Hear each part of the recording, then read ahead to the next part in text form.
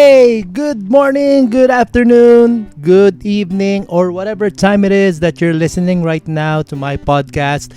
Johnny B in the house again. Podcast that is actually emanating through YouTube as of this moment. Yeah, you've got it right. And we've been trying to, or I've been trying to figure out how could I be able to, have this podcast on all other platforms. My apologies on my first podcast. I was actually expecting to have these kind of platform specifically on a different hosting podcast out there. I wish sana na mai-broadcast din to sa Spotify or even sa YouTube Music or whatever. Pero it seems that our luck is not that good as of the moment. But, okay, hindi tayo magi-give up. Syempre, gustong-gusto ko to eh. And I love this podcast. I've been planning this for so long. And I've been thinking before kung paano nga to may execute. And thank God, okay na-execute ko na to. I've been speaking to you right now. And I have actually recording this through my application called Audacity. Okay? And of course, syempre, ayoko namang basta-basta, mapanghinaan ng kalooban dahil hindi lang ako nakapasok sa mga ilang podcast host or hosting platforms para maidugtong sana sa iba't ibang mga applications pa eh. Kaso, syempre, kailangan natin gumawa ng paraan. And that's our topic for today. If there's a will, there's a way. Okay? Hindi pwede tayong give up. Lalo na kung binigyan na tayo ng pagkakataon. It's up to us. It's up to you kung paano natin to ma-execute in a good way. Okay? I'm speaking of those things na gustong-gusto na nating gawin for the betterment of our personal growth. Okay? Siyempre, lalong-lalo na to, this is a new form of communication for me. By the way, meron din kasi akong isang YouTube channel other than this, yung Johnny B. Okay? Meron pa ako yung Road Crew Travels. Meron pa akong iba, there's actually 2 other YouTube channel pero hindi pa siya monetized eh. Kumbaga parang free form ang ginagawa ko siya. Tama ba yung term ko? Free form. Meaning, kung kailan ko lang gustong mag-upload doon, acoustic one, it's all about music, learning new songs or old songs. Pwede nyo namang bisitahin yung channel na yon sa YouTube. And then the other one is Neighbor TV.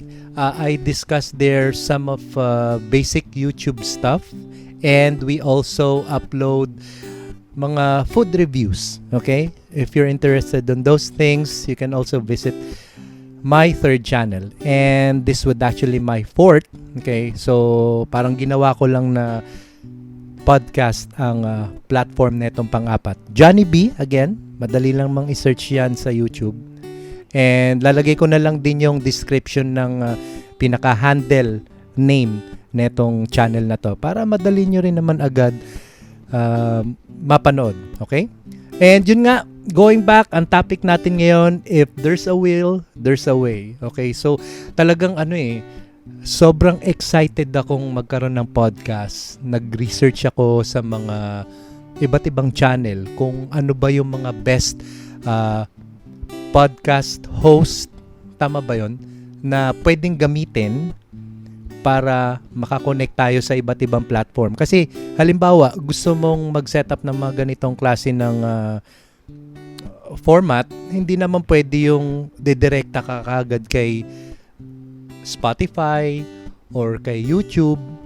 Pwede kay YouTube, ganito ginagawa ko. Pero halimbawa, sa Spotify or sa Apple Podcast or sa Google, meron din si Google kakailanganin mo ng hosting application. And marami rin ako mga napanood, may mga iba nag-o-offer ng free service. Okay, meron namang iba may bayad pero binibigyan ng parang some sort of discount. And meron ako nakitang isang podcast host application na hindi ko na lang babanggitin kung ano yung pangalan. Nadismaya lang ako kasi dun sa website nila, well, napanood ko rin naman sa YouTube channel ng isang vlogger na meron silang ino-offer na libre na pwede kang makapag-podcast. And to my dismay, pagpunta ko dun sa URL or sa website nila, pag kiniklik ko na yung sign up, hindi siya nagpo-push through para mag-create ako ng account, which I don't know why. Wala namang announcement na merong issue sa website nila or whatnot.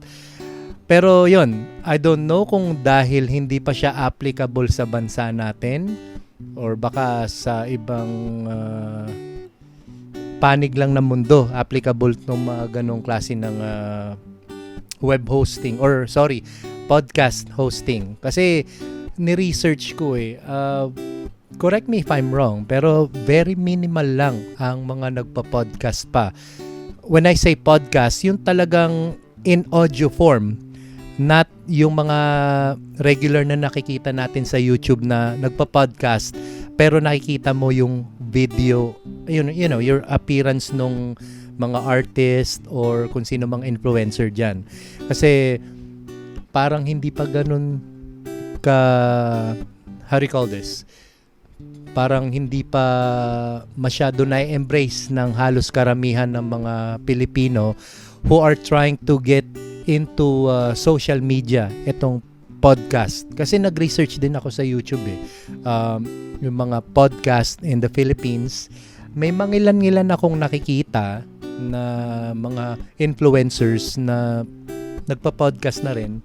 Pero hindi nila masyado nabibigyan ng attention kung ano talaga yung mga magaganda or yung mga nagagamit nilang hosting para sa ganong platform. Pero dahil nga sa porsigido ako, siguro I did manage na gumawa na lang ng paraan. 'Di ba? Sabi nga nila, kung ayaw, may dahilan. Pero kung gusto, may paraan. And eto nga, nasimulan ko na tong 4th YouTube channel ko. At syempre, kailangan kong gumawa ng paraan on how I may communicate to my subscribers. I've just started my YouTube channel yesterday, okay, April 7. At if there's someone out there that stumbles upon my channel, sana naman makapag-subscribe kayo, diba? And listen to my podcast. And I hope it would be interesting for you dahil ang mga topic ko rito is all about management, financial things and stuff. But syempre disclaimer lang, mga kabi, okay? I'm not actually a financial advisor or expert of some sort. Ako lang naman is nagbibigay lang din ng mga personal opinions ko at mga experiences when it comes to handling my finances na pwede nyo rin naman gawin. If you have an idea, pwede nyo naman kumbaga inculcate sa inyo yung mga practices na ginagawa ko na sinasuggest ko dito sa aking podcast. If you want to pursue things, good things in life, for you to have a better, let's say, insight kung ano may gusto nyong patunguhan, magkaroon kayo ng business or something, don't give up, okay? And then of course, syempre, unahin nyo na muna prayers na mag-pursue kung ano man yung career na gusto nyong tahakin. And then of course, sundan nyo na ron ng sipag, okay? There may be a roadblocks along the way, pero wag kayong panghinaan. Okay? Kasi yan yung magiging kumbaga lakas nyo when you go along. Kasi kung gumive up ka, mapanghinaan ka, hindi mo na malalaman kung ano na yung magiging resulta nung dapat na gusto mong i-pursue. Career-wise, business-wise, or anything in between. Basta dapat isipin nyo lang na mabuti ang magiging layunin ninyo. Okay? Hindi yung tungkol sa kasamaan, wag. If you're going to do something na magre-resulta into evil things, stop it. Okay? All I'm saying in here is all the good stuff. Kung meron kayong balak na i-pursue na mas makakatulong sa mas nakakarami, kapaki-pakinabang, like what I am doing right now. And I've been doing this for how many years na? Because I've started in YouTube way back 2019. And back then, talagang mahirap talagang kumbaga umakyat sa ladder na kung saan nandun na ako ngayon. Hindi ko naman masabing ganun nakalaki ang aking following. Pero I may say, meron na kaming nabuong small community. And counting pa rin naman yon. Thank God. At syempre, kumbaga tuloy-tuloy lang din yung first channel ko. And nakakakuha na rin tayo ng revenue. Pero hindi siya yung continuous na katulad ng mga ibang malalaking YouTuber. Kasi depende pa rin yan sa mga views eh. Although syempre consistently nag-upload ako ng mga videos, mga informational videos, mga how-tos, mga tech vlogs. But that would depend on the taste of the viewers. Sometimes meron akong mga subscribers na hindi naman interesado sa mga uploads ko. Paminsan namimili na lang din sila. And kadalasan din naman meron din namang mga videos ako na over time talagang nakikita mo na agad yung growth eh. Which is napakasaya nung ganun. Napakasarap sa feeling na all throughout those years sa paghihirap mo, nakikita mo na yung bunga ng ginagawa mo. I hope nagkaroon din ako ng parang positive insight sa inyo, sa mga nakikinig. If you're gonna be pursuing, kung maging YouTuber kayo, 'di ba? Maganda rin tong panimula dahil nga may income nga rito, pero just a heads up, hindi naman ganong kalakihan agad.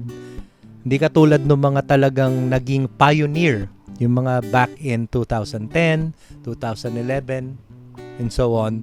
Yun talaga, noong mga panahon na yun, talagang hindi pa ganun kalaganap ang mga influencers sa Pilipinas. Meron mangilan-ngilan na, yun nga, sumikat na ngayon like Kong TV, sino pa ba? Sila Mayor TV, ayan. Sila John Enguero, yan yung mga pinapanood ko eh. O, diba? And then, may mga iba, syempre, na rin, lumipas na. Alam naman na natin yon. Kumbaga, nag-stop na sa YouTube. Pero, kung makikita natin yung growth nila, talagang napakalaki ng followings nila. Sana magsilbing, kumbaga, lesson or some sort of inspiration itong podcast ko na ito. Kagaya nga nung sinabi ko, our topic is when there's a will, there's always a way. Kung ipagkakalob sa inyo, 'di ba? At kung talagang persistent kayo na ituloy kung ano man yung pangarap nyo sa buhay, 'di ba? And I hope you well, mga kabi, at sana magkaroon ng aral itong podcast ko ngayon. And siguro itong podcast ko, hindi ko pa alam kung gaano kadalas akong mag-upload. So sa ngayon, kumbaga parang random scheduling lang kung kailan lang ako pwede makapag-upload. So tune in lang palagi. Sana magkaroon pa ng malaking community to along the way. At i-share nyo na rin kung halimbawang napadpad lang kayo, napadaan lang kayo dito sa aming channel. Well, I hope sana mapakinggan nyo to at may share nyo na rin sa inyong mga kaibigan, sa mga gustong maging YouTuber dyan or influencer balang araw. O, diba? Napakaganda rin naman to eh. Kasi according sa research, yung mga ganitong klase ng career is, na to, isa na sa mga inaay ng mga bagong generation ngayon na parang isang profession, I may say. Okay? Hindi na to yung basta parang trip-trip lang. Noon, ganun, nagpasimula yung mga pioneer sa YouTube na mga Filipinos or even international influencers. Parang trip-trip lang nila. And then, hanggang sa constantly nag-upload na sila hanggang sa kumita na sila. And then, sineryoso na nila along the way. At yun, kumita na rin sila at meron na rin mga brand deals na tumatawag sa kanila, nag-sponsor sa mga produkto o kaya mga services. O di ba napakaganda? Kumbaga lumalawak yung nagiging network ng isang individual if they want to go pursue their career as an influencer. Siyempre, hindi lang naman din applicable yun sa pag-YouTube or sa o kung anumang social media platform. Pwede rin outside social media. Kung halimbawa gusto nyo magkaroon ng small business, kailangan nyo rin talaga hindi lang ng persistence or yung pagpupursige, pero kailangan nyo rin ng network of friends, di ba? Dapat meron din kayong mga kakilala kasi doon mag-grow ang inyong business, lalong-lalo na kung maganda na may binibigay nyong produkto or serbisyo. Sometimes word of mouth lang. Pag alam nilang maganda ang binigay nyong product or services sa mga tao, magiging kaibigan nyo pa sila, and then yung mga tao na yon, pwede pa sila magkwento sa mga kaibigan pa nila para masabi na maganda yung serbisyo ninyo. O, di ba? Lumalawak na rin. At the same time, syempre, revenue din, lumalaki yung inyong negosyo. O, di ba? Napakaganda nung ganong klaseng scenario pag makikita mo. Kumbaga, sarap mangarap, no? Pero syempre, hindi lang dapat tayo kumbaga matuon lang sa pangarap. Meron din dapat will or yung, ano ba yung will sa Tagalog? Pagpupursigi, pagtsatsaga, ganon. O, diba? Kumbaga, nasa isip mo na yan eh. Meron ka ng madami mga plano about your business or career or sa trabaho or whatnot. Diba? Kailangan din magsumikap tayo. Okay, so for the meantime, siguro yun lang muna ang ating podcast for today. At just tune in to my next podcast, God willing. At mapag-uusapan naman natin yung mga bagay-bagay all about active and passive income. Ayan, napakaganda ng topic na yan. Parang kukumpara natin kung ano yung mga bagay-bagay surrounding those two types of income. Kung alin ba ang mas okay, kung active ba o yung passive na tinatawag nila na sabi daw magpapahinga ka na lang, yun pera na magtatrabaho para sa'yo. Okay, so as of the moment mga kabi, hanggang dito na lang muna. So tune in na lang and do subscribe here in our YouTube channel, Johnny B. Okay, so for the meantime, maraming salamat uli and God bless. Peace!